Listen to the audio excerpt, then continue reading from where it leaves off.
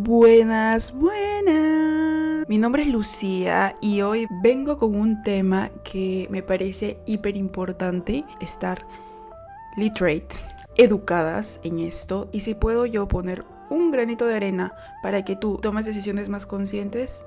Pues guapa, ¿por qué no? Muchas veces nos encontramos con narrativas que dicen verdades a medias. El famoso término reloj biológico se ha hecho muy popular últimamente y se usa muchísimo para tomar decisiones como cuándo vamos a tener hijos. Y como en este mundo, d'abord, si no tienes una vida estable, dices, lo más probable es que tenga hijos después de mis 30. Y muchos hemos considerado congelar nuestros óvulos. Quiero decir, lo hemos pensado. Pero ¿es que verdaderamente congelar los óvulos detiene el reloj biológico? Hoy vamos a ver qué dice la biología, la verdad del reloj biológico, lo que implica y qué es eso que no te están contando. ¿Qué es el reloj biológico? Muy bien, para esto de verdad vamos a estar full tecnicismos, pero no tanto también, porque para poder entenderlo yo tuve que utilizar términos más simples y así como yo lo entendí te lo voy a explicar. Si me confundo en algo y tú sabes que me estoy confundiendo en algo, dímelo. No tengas piedad. A diferencia de los hombres que producen sus espermatozoides desde la pubertad y de forma continua, la mujer nace ya, o sea, desde el momento que nace, ya tiene un número limitado de óvulos y no se regeneran. Pero no es que ya estén óvulos como preparados para ser fecundados. A ver, los tiene como folículos, que es una bolsita donde está guardado ese óvulo no maduro o ovocito. Y es en el periodo, cuando ya empieza la pubertad, alrededor de 10 a 20 folículos se desarrollan y de todos ellos, uno es el que puede ovular. De hecho, nacemos con alrededor de 1 millón de folículos, pero más de la mitad se destruyen hasta la pubertad. Y empezamos la pubertad con aproximadamente 300.000. Que se déjà vu. Es ahí donde empezamos a soltar 10 o 20, uno ovula y si no es fecundado, empieza otra vez el proceso, cada mes. You know it, I know it, we don't really like it, but it is what it is. Alrededor de los 30 años tenemos alrededor de la mitad de los folículos con los que empezamos. Y es, digamos, una fertilidad óptima, todo va bien, ça va. Pero a partir de, es cierto que de los 35, 37 años, pues ya van decreciendo el número de folículos que tenemos, que no necesariamente son los mejores. Y la clave está en entender eso. A partir que la edad va subiendo y subiendo, ese proceso va disminuyendo no solamente en cantidad, sino también en calidad. Y esa es la clave, esa es la llave de todo. ¿Pero por qué? Ahora te voy a explicar por qué. Y esta información, ojito, ojito, porque la vamos a utilizar más tarde. La meiosis. Esto cuando yo lo aprendí me dejó loca, así que atenta, de verdad. Antes de nacer, yo nazco con un cierto número de ovocitos, que son los óvulos no maduros, pero que digamos se han detenido al inicio del proceso de la meiosis. O sea, nazco y ya están en procesos de división celular, pero en una fase inicial. Es una fase donde los cromosomas están duplicados y emparejados. Se congelan, digamos, dentro de nuestro organismo y se quedan así hasta la pubertad. Bueno, o hasta cuando les toque seguir el proceso.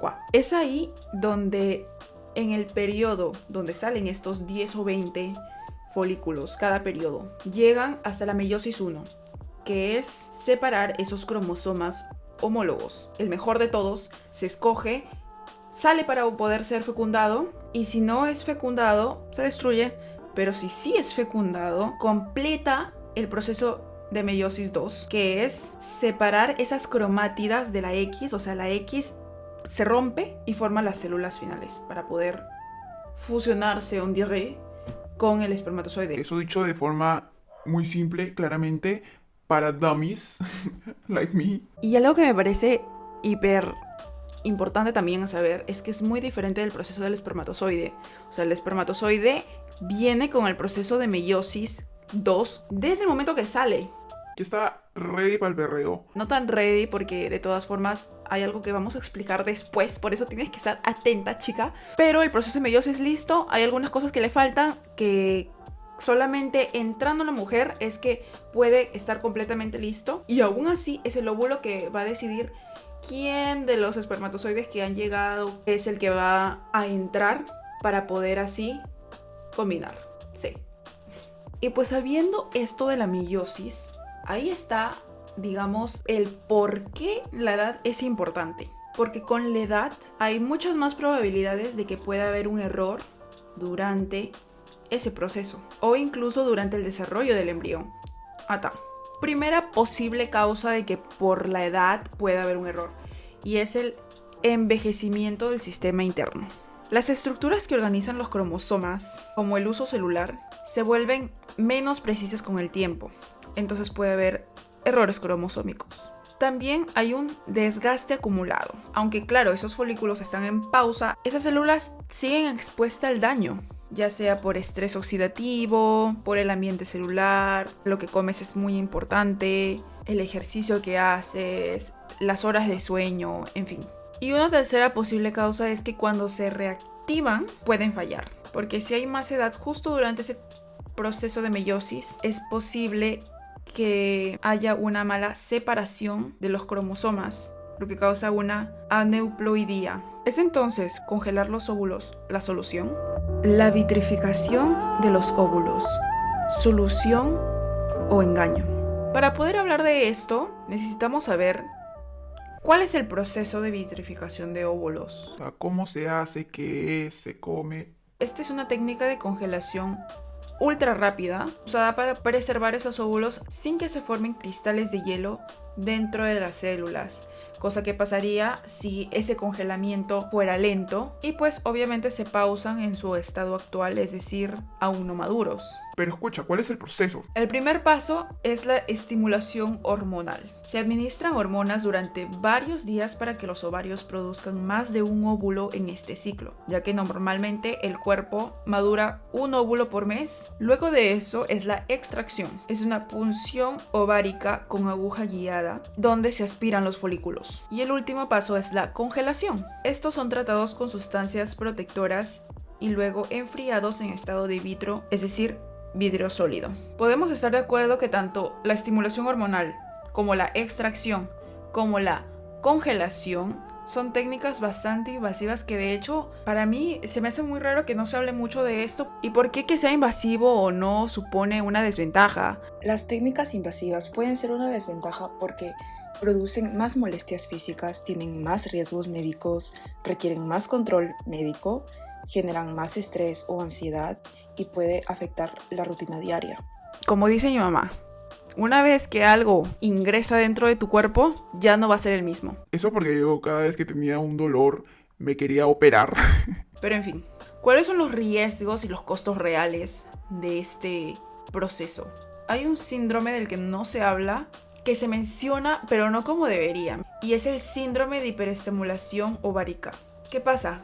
Claro, cuando te están cambiando hormonalmente para que puedan salir más óvulos, hay una respuesta exagerada de los ovarios a esa estimulación, provocando hinchazón y acumulación de líquidos en el abdomen y pues otras partes del cuerpo. Y cuando buscamos información de esto o estadísticas, nos dicen que es muy poca, del 1 al 5%, pero lo que no te dicen es que solamente están contando los casos graves, que de hecho, lamentablemente, los casos graves llevan a estados críticos e incluso la muerte.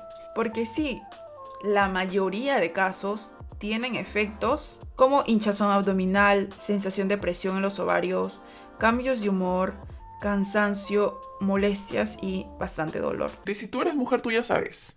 Tú ya sabes cómo juegan esas hormonas. Y si contamos los riesgos físicos para el niño a nacer, también tenemos que tener muy en cuenta que el procedimiento, una vez congelados los óvulos, es de IVF o fecundación in vitro sí o sí. O sea, no hay otra salida. ¿Y qué es esto? Es unir el óvulo y espermatozoide en un laboratorio y luego se transfiere el embrión al útero. Pero escucha esto que me parece algo muy feo, de verdad.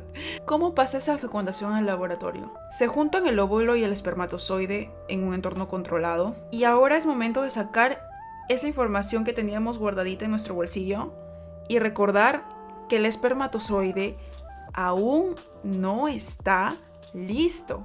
Escucha. Al entrar al cuerpo de la mujer, hay varios, digamos, tóxicos o sustancias químicas que van quitando ciertas capas de ese espermatozoide, que lo hacen ser un poco lento. Se va haciendo más fuerte, más rápido y llega al óvulo. Pero esas sustancias químicas solo están dentro del cuerpo de la mujer. ¿Qué es lo que hace el laboratorio? Lo centrifugan, le quitan esas capas, digamos, de manera muy simplificada, para que pueda introducirse al óvulo por una inyección. Y es ahí donde también se quita ese proceso muy importante de selección del óvulo, porque en un entorno natural son muchos espermatozoides los que llegan al óvulo, pero es el óvulo que escoge. No tenemos ni idea de cuál es su procedimiento de selección y por qué uno y por qué no el otro, porque digamos que todos los espermatozoides pues han llegado, digamos que están en correcto estado, están pues maduros, listos para entrar, pero entre todos escoge solo a uno. Se anula este proceso de selección, se introduce y se espera a que se haya desarrollado, porque puede que no. Y esto es lo que me parece terrible, pero bear with me. Se esperan 3 a 5 días para ver cuáles han sido los embriones mejor desarrollados. Y 1 o a veces 2 se colocan en el útero. Y si son implantados correctamente, comienza el embarazo. ¿Qué pasa con esos embriones no usados? Estos pueden congelarse para el futuro. Yo cuando me enteré de eso me quedé sin palabras, porque imagínate tú quedarte congelado, ¿comprendes? Desde los primeros días de existencia. Y dime luego que eso no te va a afectar. Y hay muchos riesgos en estos bebés nacidos por in vitro de los que no se hablan. De hecho, si tú buscas en internet, te van a decir: es muy poco probable, no hay estudios que los demuestren. Pero claro, ¿por qué no hay estudios? No les conviene que se sepa a este gran negocio que de verdad mueve millones. Hay un video que les voy a recomendar muchísimo que lo vean, que es de un investigador, Frank Well, donde explica los riesgos físicos, psicológicos en las personas nacidas por in vitro. La población in vitro es población de riesgo. Entre el 15 y el 20% de los niños que nacen hoy en España son in vitro. Y hay un negocio brutal. ¿Cómo nace la vida humana en la fecundación in vitro? Suelen decir, seleccionamos al mejor de los espermatozoides. Es engañoso. ¿Por qué? Porque la manipulación química y física que se hace a los gametos y al embrión genera problemas que van a afectar luego en esa construcción del cuerpo. Estamos viendo cosas que nunca habíamos visto antes y nos estamos dando cuenta que es porque la gente es in vitro. Hay un responsable. Hay una desinformación enorme. El niño no puede denunciar a sus padres por tener una malformación. En reproducción asistida hay responsabilidad. Alguien ha hecho ese daño. ¿Quiénes son los principales beneficiados de la fecundación in vitro? Que se acepte la reproducción humana asistida, que se puedan congelar embriones, que se puedan desechar embriones, es así porque no se reconoce al embrión como persona hasta el día 14.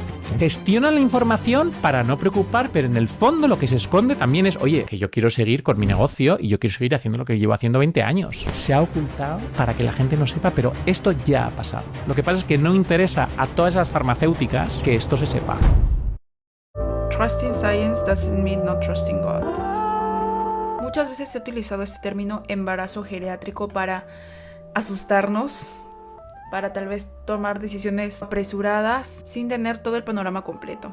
Este se refiere a que el embarazo a partir de los 35 años pues pasa a ser de riesgo, y no significa que cumplí 35 años, pum, se prende algo y pum, pasa a ser de riesgo, sino que es ahí donde empieza a disminuir gradualmente, importante saberlo, gradualmente la fertilidad. Aumentan la probabilidad de riesgos obstétricos, pero no significa un cambio brusco. Ahora es llamado embarazo de edad materna avanzada. Y creo que es importante tener en cuenta que la vida pasa. Si tienes la oportunidad de tener hijos, es decir, sientes que estás llamada al matrimonio, ya encontraste a alguien con que sabes y quieres pasar el resto de tu vida, tal vez sería bueno no dejar pasar la oportunidad si ya la tenemos. Pero si no tenemos todo esto, aún no tenemos claras las respuestas, si es mi vocación, aún no he conocido a alguien con la que sienta que de verdad voy a formar un matrimonio sólido y que la otra persona también comparta esos valores de que esto no se rompe. Yo creo que tal vez también tomar esos ejemplos religiosos como narrativa simbólica nos puede ayudar mucho. Y son estas madres de los grandes santos. Siento que a través de esos ejemplos el Señor nos quiere decir, te veo. O sea, para eso que estás pasando, hay tu ejemplo. Y cómo en estas historias se ve el embarazo tardío como un signo providencial. Isabel, la madre de Juan el Bautista, era la esposa de Zacarías, un sacerdote. Ambos eran descritos como justos, pero tenían un problema central en la narrativa. No habían podido tener hijos y ya eran de avanzada edad. En este contexto, la esterilidad se veía como un estigma social o como un castigo de Dios. Un día, mientras Zacarías realizaba su servicio en el templo, se le aparece un ángel y le anuncia algo inesperado. Isabel quedará embarazada y su hijo tendrá un papel importante, preparar el camino para el Mesías. Es ahí donde duda y pues se queda mudo temporalmente. Y poco después Isabel concibe. Y tal vez un ejemplo un poquito más actual, porque es de 1300 no sé qué, en el siglo XIV y comienzos del siglo XV, los padres de Santa Rita de Casia. Si no sabéis quién es, de verdad es una santa que me ha salvado de muchas. Anyway, según las tradiciones hagiográficas, sus padres, Antonio y Amata, eran una pareja ya mayor que no habían tenido hijos. Deseaban profundamente tener un hijo, ser bendecidos, pero con el paso del tiempo esa posibilidad se veía más y más lejana, hasta que finalmente, ya de edad muy avanzada, nace Santa Rita de Casia y desde muy pequeñita se veía que estaba llena del Espíritu Santo. No les voy a contar toda la historia de Santa Rita de Casia porque hay un podcast de los Heraldos del Evangelio que me gustó muchísimo contando su vida y está larguísimo. Pero también este nacimiento es interpretado como respuesta a la oración. Y creo yo que estos dos ejemplos de los muchos que debe haber, nos dan esperanza tal vez cuando no la tenemos. En fin, ¿qué es importante recordar? ¿Y con qué me voy a quedar? El reloj biológico no es una alarma que suena de golpe, pero tampoco es algo que podemos ignorar. Es un proceso continuo. Recuerda que naces con un cierto límite de número de folículos que van disminuyendo a lo largo del tiempo. Y no solamente disminuyen en cantidad, sino también en calidad, muchas veces dependiendo pues de nuestra edad y de nuestro estilo de vida. Nos han vendido congelar los óvulos como la respuesta, pero tal vez no lo es por esta gran invasión, no solamente en tu cuerpo, sino en el cuerpo de tu descendencia. Esta narrativa o sensación de poder controlar nuestro futuro, controlar ese tiempo biológico, puede generar, de hecho, lo contrario, mucha desesperanza. Y quizás la verdadera conclusión es no tener miedo al tiempo, sino entenderlo bien y usarlo como tu camino de santidad, como confianza, como entrega. Y esto tal vez te ayude a tomar mejores decisiones. Eso es todo, mi gente. Nos vemos el próximo sábado con otro video. Estoy pensando, no sé muy bien si hacer... Quiero escribir como un manifiesto. No un manifiesto, porque a ver, la más filosófica. Como hablar o sobre la manifestación y todo este boom de manifestar mi 2026, mi vision board, o hablar sobre este miedo de sentir que se nos va el tren. Cómo vivir esa soltería. La que ya se va a casar, pero... En algún momento también estuve soltera, mi gente. Adiós.